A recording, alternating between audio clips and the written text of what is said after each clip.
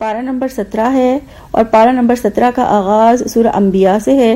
سورہ انبیاء مکی سورہ ہے، اس میں 112 آیات اور 7 رکوع ہیں۔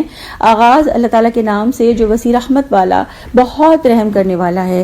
اللہ تعالیٰ نے سورہ کی ابتدا میں فرمایا کہ لوگوں کے لیے ان کے حساب کا وقت قریب آ گیا اور وہ غفلت سے منہ موڑے ہوئے ہیں، اور فرمایا کہ ان کے رب کی طرف سے جو بھی ذکر ان کے پاس آتا ہے وہ دنیا میں مگن ہوتے ہیں، اس ذکر سے غفلت برتتے ہیں اور کھیل کود میں پڑے ہوئے ہیں۔ فرمایا ان کے دل تو دوسری ہی فکروں میں ڈوبے ہوئے ہیں۔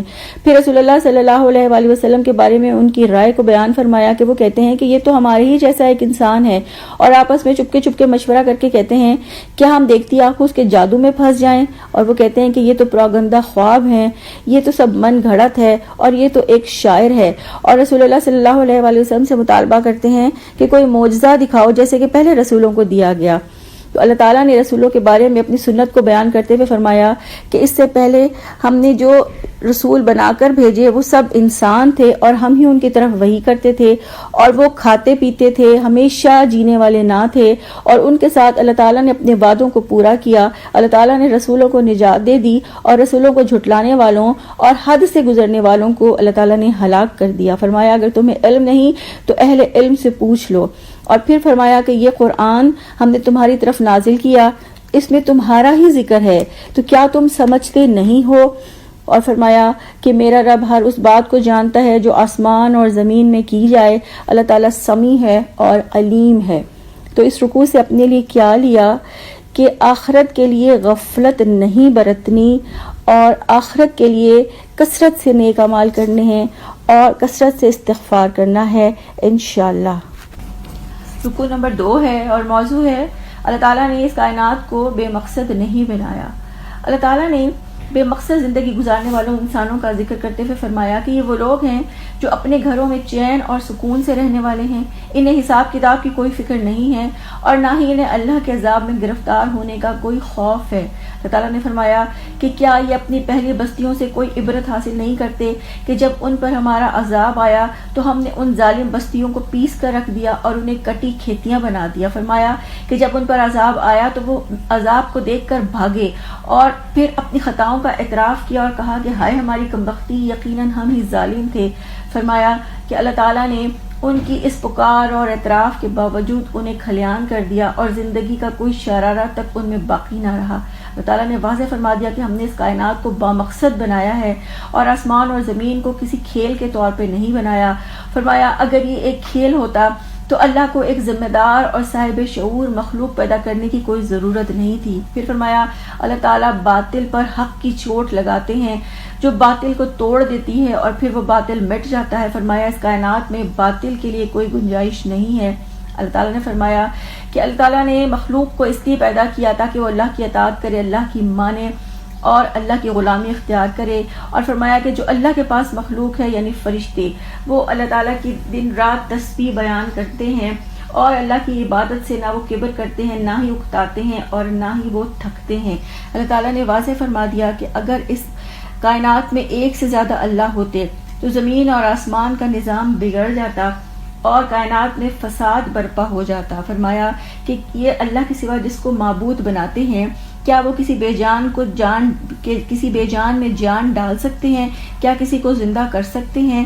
فرمایا کیا ان کے پاس اس کی کوئی دلیل ہے؟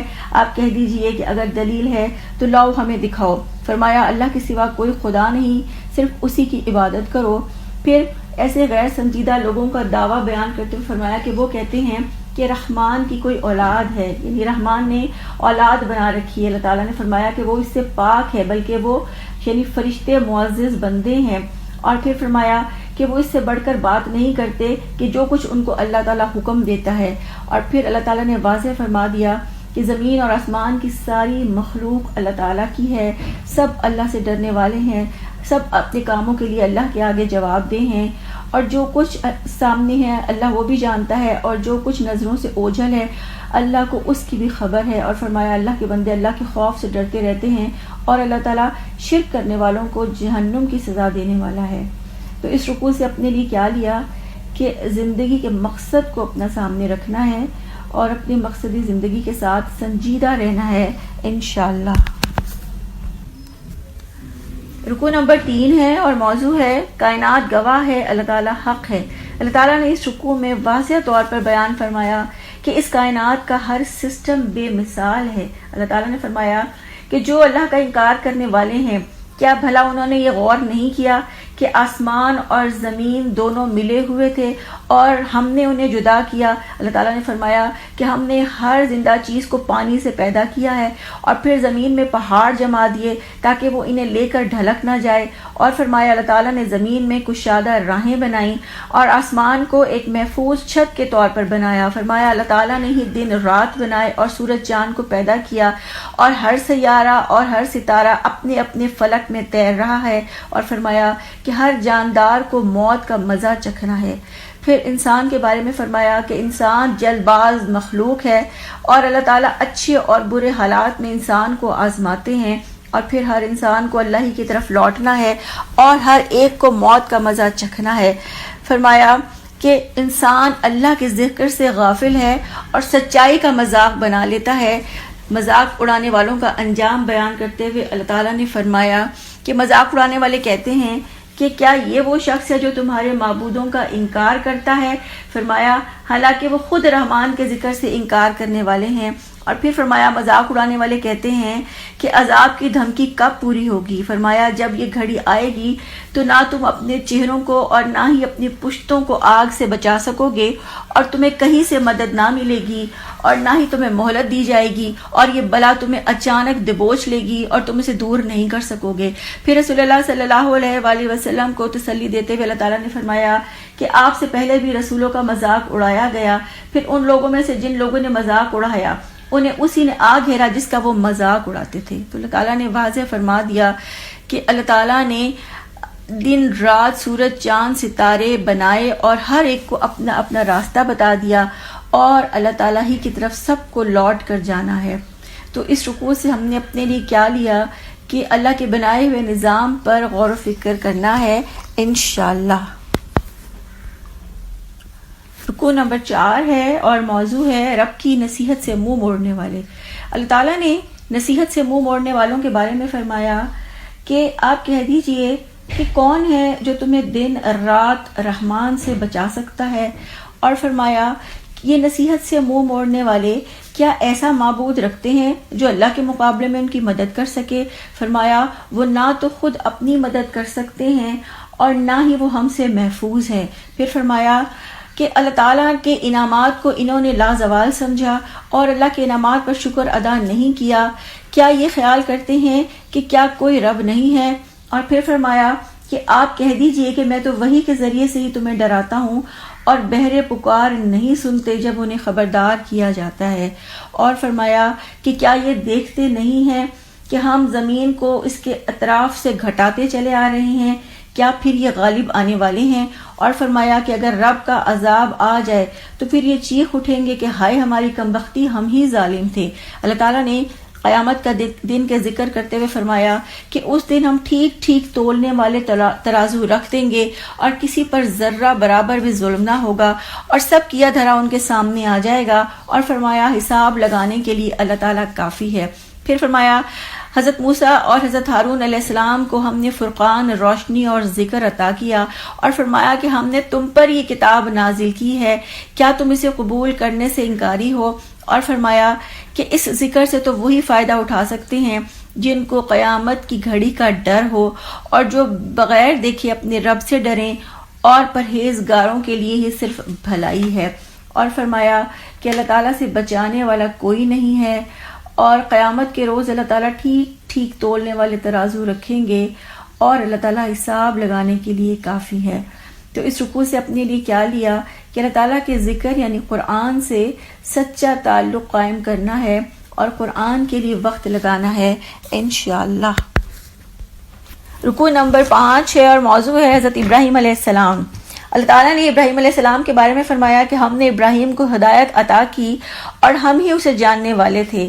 فرمایا جب ابراہیم علیہ السلام نے اپنے والد اور اپنی قوم سے کہا کہ یہ کیسی مورتیاں ہیں جو تم اپنے ہاتھ سے بناتے ہو اور تم ان کے مجاور بن کے بیٹھے ہو، تو انہوں نے جواب دیا کہ ہم نے تو اپنے باپ دادا کو ایسے ہی کرتے پایا ہے۔ حضرت ابراہیم علیہ السلام نے کہا کہ تمہارے باپ دادا تو سری گمراہی میں مبتلا تھے، انہوں نے جواب دیا کہ کیا تم حق بات کہتے ہو یا یہ مذاق ہے؟ ابراہیم علیہ السلام نے جواب دیا کہ تمہارا رب تو وہ ہے جو زمین اور آسمانوں کا رب ہے۔ اور پھر انہوں نے کہا کہ میں تمہاری غیر موجودگی میں ان بتوں کی خبر ضرور لوں گا۔ اور پھر جب ساری قوم میلے میں چلی گئی تو حضرت ابراہیم علیہ السلام نے تمام بتوں کو ٹکڑے ٹکڑے کر ڈالا سوائے بڑے بت کے، اسے چھوڑ دیا تاکہ وہ رجوع کریں۔ اور جب وہ واپس آئے تو انہوں نے کہا کہ ہمارے خداؤں کا یہ حال کس نے کر دیا؟ کسی نے کہا کہ یہ ابراہیم ہے جو ان کا ذکر کیا کرتا تھا۔ قوم نے کہا کہ اسے پکڑ کر لاؤ تاکہ سب کے لیے اس کو نشانہ عبرت بنا دیں۔ حضرت ابراہیم علیہ السلام سے انہوں نے پوچھا کیا تم نے ہمارے خداؤں کے ساتھ یہ حرکت کی ہے؟ ابراہیم علیہ السلام نے جواب دیا کہ بلکہ یہ سب کچھ تو ان کے اس بڑے بت نے کیا ہے، اس سے پوچھ لو۔ یہ سن کر وہ اپنی ضمیر کی طرف لوٹے اور پھر پلٹ گئے اور کہنے لگے تم تو جانتے ہو کہ یہ بولتے نہیں ہیں۔ ابراہیم علیہ السلام نے کہا کہ پھر بھی تم اللہ کو چھوڑ کر ان کو پوچھتے ہو جو نہ نفع دے سکتے ہیں نہ نقصان۔ فرمایا تم پر اور تمہارے معبودوں پر افسوس ہے جن کی تم عبادت کرتے ہو۔ انہوں نے کہا کہ جلا ڈالو ابراہیم کو اور اپنے خداؤں کا بدلہ لو۔ اور پھر وہ ابراہیم کے ساتھ ظلم کرنا چاہتے تھے۔ اللہ تعالیٰ نے حکم دیا کہ اے آگ تو ٹھنڈی ہو جا اور سلامتی والی بن جا ابراہیم علیہ السلام کے لیے۔ اور پھر فرمایا ہم نے ابراہیم اور حضرت اسماعیل علیہ السلام کو برکتوں والی زمین کی طرف بھیجا اور اللہ تعالیٰ نے انہیں اسحاق علیہ السلام اور یعقوب علیہ السلام عطا کیے جو صالح مرد تھے۔ اور پھر اللہ تعالیٰ نے نیک لوگوں کی خصوصیات بیان کرتے ہوئے فرمایا کہ ہم نے ان کو امام بنا دیا جو ہمارے حکم سے رہنمائی کرتے تھے، اور ہم نے ان کی طرف نیک کام کرنے، نماز قائم کرنے اور زکوٰۃ ادا کرنے کی وحی کی تھی، اور وہ تمام ہمارے عبادت گزار بندے تھے۔ پھر حضرت لوط علیہ السلام کے بارے میں فرمایا کہ لوط علیہ السلام کو ہم نے حکم اور علم بخشا تھا اور ان کو بدکار اور فاسق قوم سے بچا لیا اور اپنی رحمت میں داخل کیا۔ اللہ تعالیٰ نے واضح فرمایا کہ اللہ تعالیٰ وہ ہے جو زمین اور آسمان کا پیدا کرنے والا ہے اور اپنی رحمت میں وہ جسے چاہتا ہے داخل کرتا ہے۔ تو اس رکوع سے اپنے لیے کیا لیا کہ صالح انسانوں کی خصوصیات اپنے اندر پیدا کرنی ہیں انشاءاللہ۔ رکوع نمبر 6 ہے اور موضوع ہے انعام یافتہ بندے۔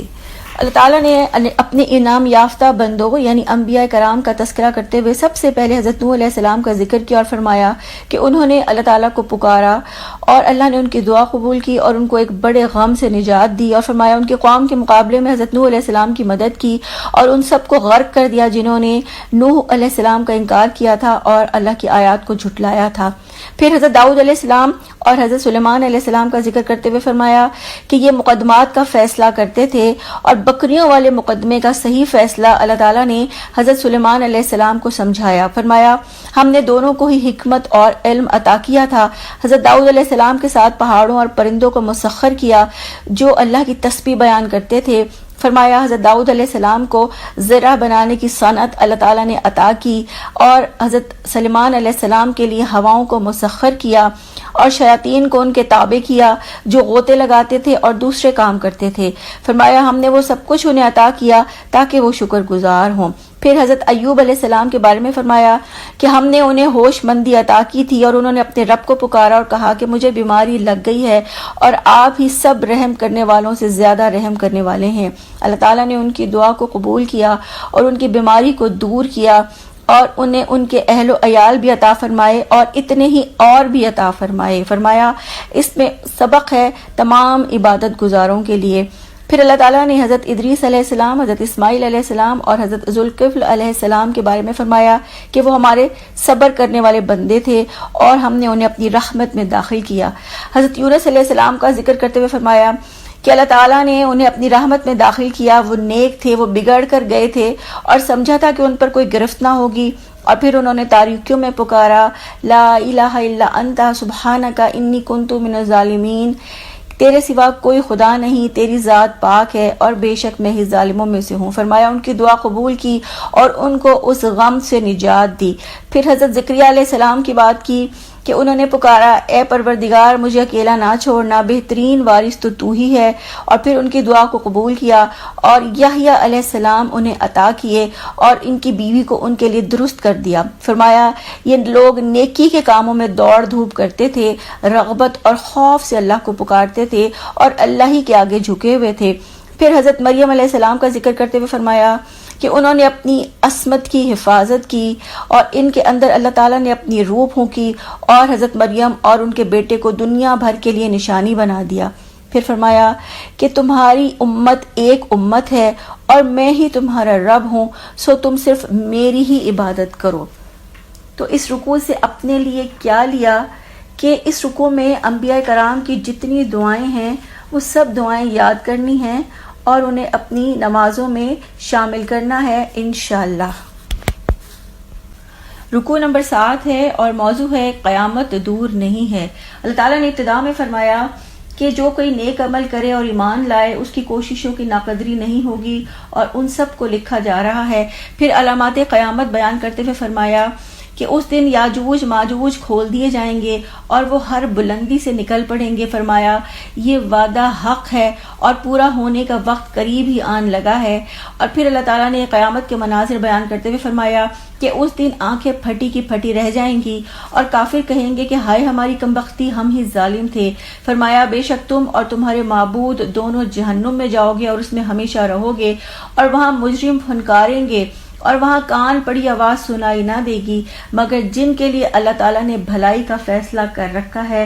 فرمایا وہ جہنم سے دور ہی رکھے جائیں گے اور وہ اس کی آہٹ بھی نہ سنیں گے اور وہ اپنی من پسند نعمتوں میں ہوں گے اور انہیں وہاں کوئی گھبراہٹ نہ ہوگی اور فرشتے ان کا استقبال کریں گے اور فرمایا جائے گا کہ یہ ہے وہ دن جس کا تم سے وعدہ کیا جاتا تھا۔ فرمایا اللہ تعالیٰ اسی طرح سے تخلیق کی ابتدا کرے گا جس طرح سے پہلی دفعہ تخلیق کیا تھا، اور فرمایا کہ اس دن ہم آسمان کو لپیٹ دیں گے جسے تومار میں کاغذات لپیٹ دیے جاتے ہیں۔ پھر فرمایا کہ ہم نے یہ لکھ لیا کہ زمین کے وارث ہمارے نیک بندے ہوں گے اور اس میں بڑی خبر ہے عبادت گزاروں کے لیے۔ پھر محمد صلی اللہ علیہ وآلہ وسلم کو مخاطب کر کے فرمایا کہ ہم نے تمہیں تمام جہان والوں کے لیے رحمت بنا کر بھیجا ہے، اور آپ کہہ دیجئے کہ میرے پاس وحی آئی ہے کہ تمہارا خدا صرف ایک خدا ہے اور صرف اسی کی اطاعت کرو، اور اگر وہ منہ پھیریں تو کہہ دو کہ میں نے تو تمہیں خبردار کر دیا اور میں نہیں جانتا جس کا وعدہ تم سے کیا جا رہا ہے وہ دور ہے یا قریب ہے، مگر وہ ایک خاص مدت تک تمہیں مہلت دی جا رہی ہے۔ اور فرمایا کہ میرا رب حق کے ساتھ پھر میرے اور تمہارے درمیان فیصلہ کر دے گا، اور جو باتیں تم بناتے ہو اس کے مقابلے میں ہمارے لیے ہمارا رب ہی کافی ہے۔ تو اللہ تعالیٰ نے واضح فرما دیا کہ اللہ تعالیٰ ایک ہی ہے، اور اللہ وہ باتیں بھی جانتا ہے جو بلند آواز سے کہی جاتی ہیں اور وہ بھی جانتا ہے جو چھپا کر کی جاتی ہیں۔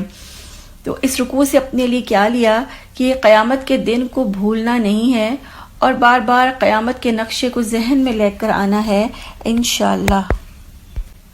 رکوع نمبر 8 ہے اور رکوع نمبر 8 کا آغاز سورہ حج سے ہے۔ سورہ حج مدنی سورہ ہے، اس میں 78 آیات اور 10 رکوع ہیں۔ آغاز اللہ تعالیٰ کے نام سے جو وسیع رحمت والا، بہت رحم کرنے والا ہے۔ اللہ تعالیٰ نے فرمایا اے لوگو اپنے رب سے ڈر جاؤ، یقیناً قیامت کا زلزلہ بہت بڑی چیز ہے۔ اور فرمایا کہ جس دن دودھ پلانے والی دودھ پیتے بچے سے غافل ہو جائے گی اور ہر حاملہ کا حمل گر جائے گا اور لوگ نشے میں محسوس ہوں گے حالانکہ وہ نشے میں نہیں ہوں گے۔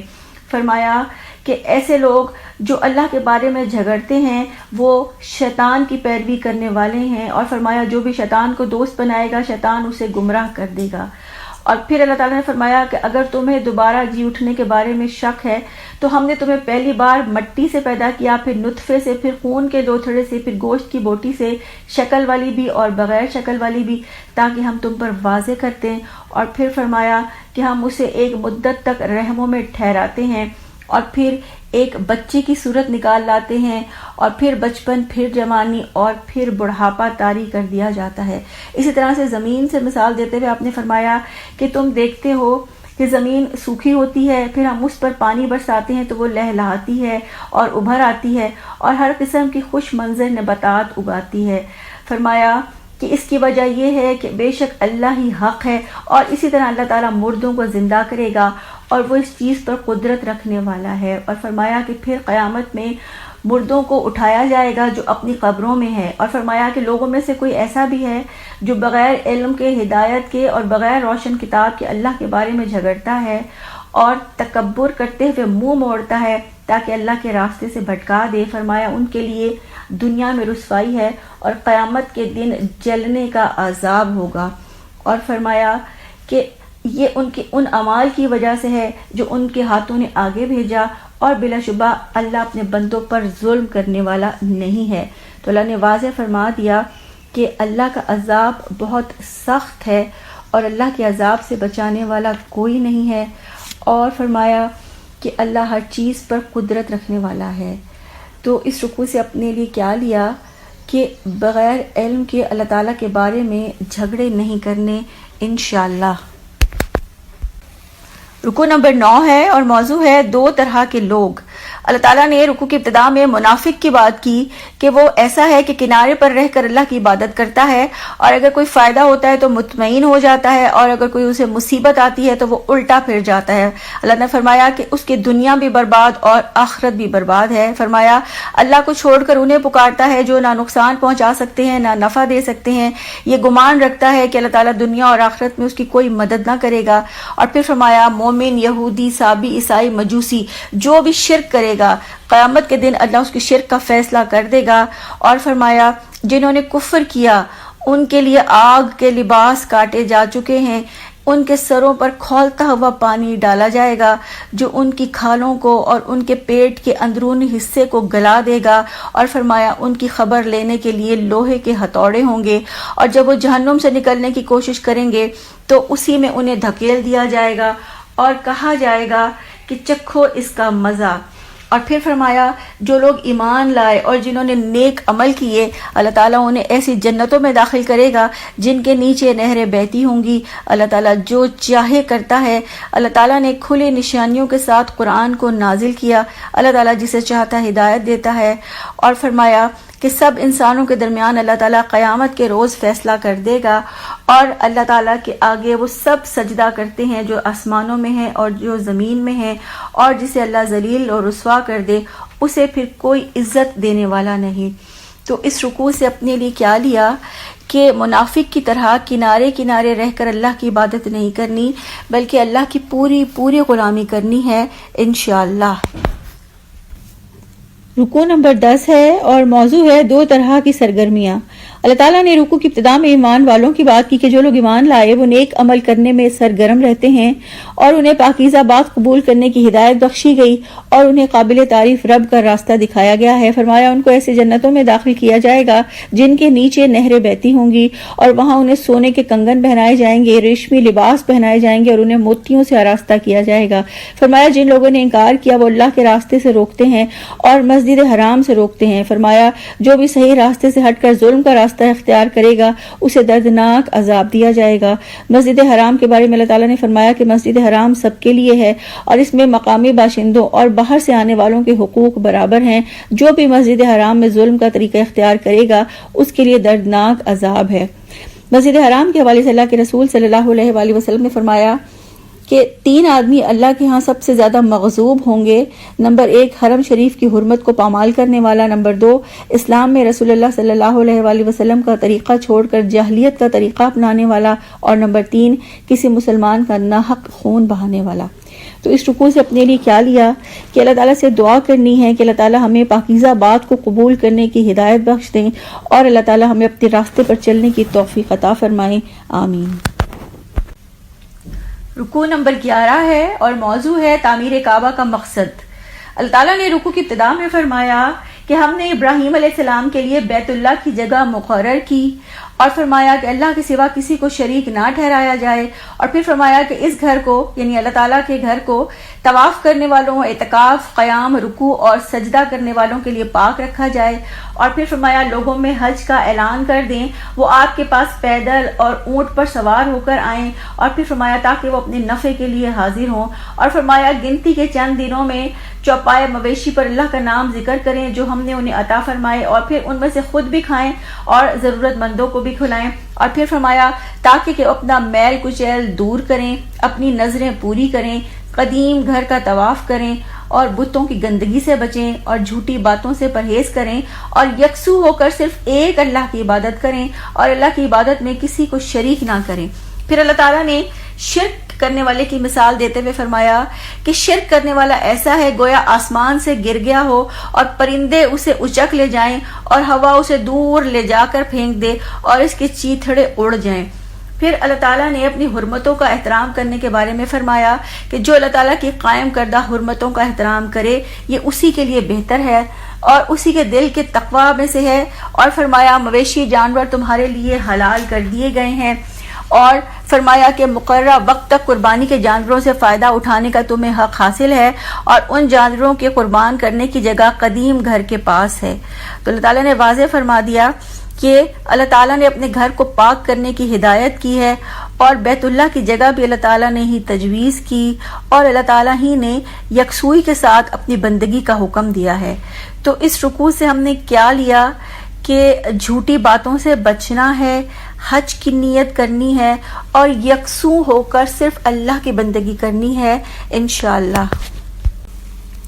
رکوع نمبر 12 ہے اور موضوع ہے قربانی۔ اللہ تعالیٰ نے رکوع میں فرمایا کہ ہم نے ہر امت کے لیے قربانی کو مقرر کیا ہے تاکہ وہ ان مویشی چوپایوں پر اللہ کا نام ذکر کریں جو ہم نے انہیں عطا کیے ہیں۔ پھر اونٹ کے بارے میں فرمایا کہ اونٹ تمہارے لیے شعائر اللہ میں شامل ہے، اور فرمایا کہ اس کو قربان کرتے وقت اس کو کھڑا کر کر اس پہ اللہ کا نام لو، اور پھر جب اس کے پہلو گر جائیں تو خود بھی کھاؤ اور ضرورت مندوں کو بھی کھلاؤ۔ اور فرمایا اسی طرح ہم نے جانوروں کو تمہارے لیے مسخر کیا تاکہ تم شکر ادا کرو۔ فرمایا اللہ تعالیٰ کو تو نہ ان کا گوشت پہنچتا ہے اور نہ ہی ان کا خون، بلکہ اللہ کو تو صرف تمہارا تقوی پہنچتا ہے۔ اور پھر فرمایا کہ آپ عاجزی اختیار کرنے والوں کو خوشخبری سنا دیں، یہ ایسے لوگ ہیں جو اللہ کے مطیع اور فرما بردار ہیں، اور جب یہ اللہ کا ذکر سنتے ہیں تو ان کے دل کانپ جاتے ہیں۔ جو مصیبت ان پر آتی ہے یہ اس پر صبر کرتے ہیں، نماز قائم کرتے ہیں، اور جو رزق ہم نے انہیں دیا اس میں سے خرچ کرنے والے ہیں۔ یہی لوگ ہیں جو تقوی اختیار کرتے ہیں اور اللہ تعالیٰ کی بڑائی بیان کرتے ہیں، اور جو اللہ نے انہیں ہدایت کی اس کی پیروی کرتے ہیں اور احسان کی روش اختیار کرتے ہیں اور اللہ کا بہت بہت شکر ادا کرتے ہیں۔ تو اللہ تعالیٰ نے واضح فرما دیا کہ ایسے نیکوکار لوگوں کو خوشخبری سنا دیں، اور پھر فرمایا اللہ ایسے لوگوں کو پسند نہیں کرتا جو خیانت کرنے والے اور ناشکرے ہوں۔ تو اللہ نے واضح فرمایا کہ اللہ تعالیٰ ایک ہے اور اللہ ہی نے قربانی کا قاعدہ مقرر کیا ہے، اور اس رکوع سے ہم نے اپنے لیے کیا لیا کہ اللہ تعالیٰ کے لیے قربانی کرنے کی نیت کرنی ہے انشاءاللہ۔ رکوع نمبر 13 ہے اور موضوع ہے اسلامی نظریہ حیات کی مدافعت کے لیے جنگ کی اجازت ہے۔ اللہ تعالیٰ نے رکوع میں فرمایا کہ یقیناً انہیں اجازت دے دی گئی ان لوگوں کو جن کے خلاف جنگ کی جا رہی ہے، اور انہیں اجازت کیوں دی گئی؟ کیونکہ وہ مظلوم ہیں اور ان پر ظلم کیا جا رہا ہے۔ فرمایا یہ وہ لوگ ہیں جنہیں ان کے گھروں سے ناحق نکال دیا گیا اور انہوں نے کہا کہ ہمارا رب تو صرف ایک ہی ہے، اور فرمایا کہ اگر اللہ تعالیٰ ایک گروہ کو دوسروں کے ذریعے سے دور نہ کرتا رہے تو عبادت گاہیں مسمار کر دی جائیں۔ فرمایا اللہ تعالیٰ ضرور ان کی مدد کرے گا جو اس کی مدد کریں گے۔ پھر اللہ تعالیٰ نے اسلامی حکومت کی ذمہ داریاں بتاتے ہوئے فرمایا کہ نماز قائم کرنا، زکوٰۃ ادا کرنا، نیکی کا حکم دینا اور برائی سے روکنا یہ اسلامی حکومت کی ذمہ داریاں ہیں۔ اور پھر جھٹلانے والوں کے بارے میں فرمایا کہ قوم نوح، قوم سمود، قوم ابراہیم، قوم لوط، اہل مدین اور قوم موسیٰ انہوں نے جھٹلایا تو اللہ کے عذاب میں گرفتار ہو گئے، اور فرمایا کہ ان منکرین کو پہلے مہلت دی گئی اور پھر پکڑ لیا گیا۔ فرمایا دیکھو کیسی تھی میری سزا، اور کتنی خطا کار بستیاں ہیں جنہیں تباہ کیا گیا اور جو چھتوں پر الٹی پڑی ہیں، اور کتنے ہی کنویں ہیں جو بیکار ہیں اور کتنے ہی محل ہیں جو کھنڈر بنے ہوئے ہیں۔ اللہ تعالیٰ نے فرمایا کہ کیا یہ زمین میں چلے پھرے نہیں کہ ان کے دل سمجھنے والے ہوتے اور ان کے کان سننے والے ہوتے؟ فرمایا آنکھیں اندھی نہیں ہوتی بلکہ دل اندھے ہو جاتے ہیں جو سینوں میں موجود ہیں۔ اور پھر فرمایا کہ یہ لوگ عذاب کے لیے جلدی مچا رہے ہیں، اللہ تعالیٰ ہرگز اپنے وعدے کے خلاف نہیں کرتا، اور تیرے رب کے ہاں ایک دن تمہارے شمار کیے 1000 برسوں کے برابر ہے، اور فرمایا اللہ بڑا طاقتور، بڑا زبردست ہے اور تمام معاملات کا انجام اللہ تعالیٰ کے ہاتھ میں ہے۔ اللہ کی سزا بہت سخت ہے، اللہ ہرگز اپنے وعدے کے خلاف نہیں کرتا، سب کو واپس اللہ ہی کے پاس لوٹ کے جانا ہے۔ تو اس رکوع سے ہم نے اپنے لیے کیا لیا کہ اپنے گھر والوں کو، اپنے رشتہ داروں کو اور اپنے ارد گرد والوں کو باطل طریقوں کی پیروی سے بچانا ہے اور سنتوں پر عمل کرنے کے لیے ان کو ہدایات دینی ہے اور سنتوں سے روشناس کروانا ہے انشاءاللہ۔ رکوع نمبر 14 ہے اور موضوع ہے اللہ تعالیٰ دعوت اسلامی کو شیطان کی سازشوں سے بچاتے ہیں۔ اللہ تعالیٰ نے فرمایا کہ آپ سے پہلے ہم نے جتنے بھی رسول اور نبی بھیجے تو انہوں نے جو بھی تمنا کی، شیطان نے ان کی تمنا میں خلل ڈال دیا۔ فرمایا پھر جو بھی شیطان ڈالتا ہے اللہ تعالیٰ اس کو مٹا دیتا ہے اور اللہ تعالیٰ اپنی آیات کو پختہ کر دیتے ہیں۔ اور فرمایا کہ شیطان کو خلل اندازی کا موقع اس لیے دیا جاتا ہے تاکہ منافقوں کے لیے خرابی اور فتنے کا سبب بن جائے، اور فرمایا تاکہ علم سے بہرہ مند لوگ جان لیں کہ یہ حق ہے اللہ کی طرف سے اور وہ ایمان لے آئیں اور ان کے دل اللہ کے آگے جھک جائیں۔ فرمایا انکار کرنے والے شک میں ہی پڑے رہیں گے یہاں تک کہ قیامت آ جائے گی یا عذاب آ جائے گا۔ فرمایا نبی کا کام تو صرف یہ ہے کہ برا وقت آنے سے پہلے پہلے لوگوں کو خبردار کر دے۔ پھر اللہ تعالیٰ نے دو طرح کے لوگوں کا دو طرح کا انجام بتاتے ہوئے فرمایا کہ جو ایمان لائیں گے، نیک عمل کریں گے، ان کے لیے مغفرت اور عزت کی روزی ہے، اور جو ہماری آیات کو نیچا دکھانے کی کوشش کریں گے وہی دوزخ میں جانے والے ہیں۔ قیامت کا دن کے ذکر کرتے ہوئے فرمایا کہ اس روز بادشاہی اللہ تعالیٰ کی ہوگی، اللہ تعالیٰ ان کے درمیان فیصلہ کر دے گا۔ ایمان اور عمل صالح کرنے والے نعمت بھری جنتوں میں جائیں گے، اور جنہوں نے کفر کیا ہوگا، آیات کو جھٹلایا ہوگا، ان کے لیے رسوا کن عذاب ہے۔ فرمایا اللہ تعالیٰ علیم ہے، اللہ حکمت والا ہے، دلوں کو اللہ تعالیٰ کے آگے جھک جانا چاہیے اور اللہ تعالیٰ ایمان والوں کو سیدھا راستہ دکھاتا ہے۔ تو اس رکوع سے اپنے لیے کیا لیا کہ دین کی دعوت کا کام کرتے ہوئے اللہ تعالیٰ سے دعا کرنی ہے کہ اللہ تعالیٰ شیطان کی خلل اندازیوں سے بچا لے، آمین۔ رکوع نمبر 15 ہے اور موضوع ہے اللہ تعالیٰ ہی مظلوموں کی مدد کرتا ہے۔ اللہ تعالیٰ نے رکوع کی ابتدا فرمایا کہ جن لوگوں نے اللہ کی راہ میں ہجرت کی اور پھر اللہ کی راہ میں مر گئے یا مارے گئے تو اللہ تعالیٰ ان کو اچھا اجر عطا فرمائیں گے اور اللہ انہیں ایسی جگہ پہنچا دیں گے جہاں وہ خوش ہو جائیں گے۔ اور مظلوموں کے بارے میں اللہ نے فرما دیا کہ جو کوئی بدلہ لے ویسا ہی جیسا اس کے ساتھ کیا گیا ہے اور پھر اس پر زیادتی بھی کی گئی ہو تو اللہ تعالیٰ ضرور اس کی مدد کرے گا۔ پھر اللہ تعالیٰ نے توحید کے دلائل دیتے ہوئے فرمایا کہ اللہ تعالیٰ ہی رات سے دن کو اور دن سے رات کو نکالنے والا ہے، اللہ تعالیٰ سننے والا، دیکھنے والا ہے، اللہ تعالیٰ حق ہے اور وہ سب باطل ہے جنہیں یہ اللہ کو چھوڑ کر پکارتے ہیں۔ اللہ تعالیٰ آسمان سے پانی برساتا ہے جس سے زمین سرسبز ہو جاتی ہے، اللہ لطیف ہے، خبیر ہے۔ اور فرمایا کہ اللہ مظلوموں کی مدد کرنے والا، معاف کرنے والا، درگزر کرنے والا ہے۔ اللہ تعالیٰ ہی بالا دست ہے، بزرگ ہے اور اسی کا ہے جو کچھ آسمانوں میں ہے اور زمین میں ہے، یقیناً وہ غنی ہے اور حمید ہے۔ تو اس رکوع سے اپنے لیے کیا لیا کہ اللہ تعالیٰ کی کائنات سے گواہیاں لینی ہیں، اللہ کی کائنات پر غور و فکر کرنا ہے اور اللہ سے سچا اور پکا تعلق بنانا ہے انشاءاللہ۔ رکوع نمبر 16 ہے اور موضوع ہے وہ تم سے جھگڑا نہ کریں۔ اللہ تعالیٰ نے رکوع کی ابتدا میں فرمایا کہ ہر جگہ صرف اللہ ہی کا حکم چلتا ہے، زمین میں ہر چیز کو اللہ تعالیٰ نے تمہارے لیے مسخر کیا، اللہ تعالیٰ کے ہی حکم سے ہی کشتی سمندر میں چلتی ہے اور اللہ تعالیٰ ہی آسمان کو تھامے ہوئے ہے، اس کے حکم کے بغیر وہ گر نہیں سکتا۔ فرمایا اللہ تعالیٰ نے ہی تمہیں زندگی دی، وہی موت دے گا، پھر وہی دوبارہ زندہ کرے گا۔ اور فرمایا کہ اللہ تعالیٰ نے ہر امت کے لیے ایک طریقہ عبادت مقرر کر دیا جس کی وہ پیروی کرتی ہے، سو وہ اس معاملے میں اب تم سے جھگڑا نہ کریں، آپ اپنے رب کی طرف دعوت دیں اور یقیناً آپ سیدھے راستے پر ہیں۔ اور اگر آپ کی قوم جھگڑا کرے تو آپ کہہ دیجئے کہ جو کچھ تم کر رہے ہو اللہ کو خوب معلوم ہے، اللہ تعالیٰ قیامت کے روز اختلافات کا فیصلہ کر دے گا، آسمان اور زمین کی ہر چیز اللہ تعالیٰ کے علم میں ہے، اور یہ لوگ اللہ کو چھوڑ کر جن کی عبادت کر رہے ہیں ان کے لیے نہ تو اللہ تعالیٰ نے کوئی سند نازل کی اور نہ یہ خود ہی اس کا علم رکھتے ہیں۔ فرمایا جب ان کو ہماری آیات پڑھ کر سنائی جاتی ہیں تو منکرین حق کے چہرے بگڑنے لگتے ہیں اور ایسا لگتا ہے کہ منکرین آیات سنانے والوں پر ٹوٹ پڑیں گے۔ فرمایا جو حق کو قبول کرنے سے انکار کرتے ہیں ان کے لیے آگ ہے اور ایسے ظالموں کے لیے کوئی مددگار نہیں ہوگا۔ فرمایا آسمان اور زمین کی ہر چیز اللہ تعالیٰ کے علم میں ہے اور سب کچھ اللہ نے ایک کتاب میں درج کر رکھا ہے، اور فرمایا اللہ تعالیٰ لوگوں کے حق میں بڑا شفیق اور رحیم ہے، اور آسمان اور زمین کی ہر چیز اللہ کے علم میں ہے۔ تو اس رکوع سے اپنے لیے کیا لیا کہ اللہ تعالیٰ پر بھروسہ کرنا ہے اور اللہ کے دین کی دعوت دیتے ہوئے مشکلات کی پرواہ نہیں کرنی انشاءاللہ۔ رکوع نمبر 17 ہے اور موضوع ہے اللہ الحق ہے۔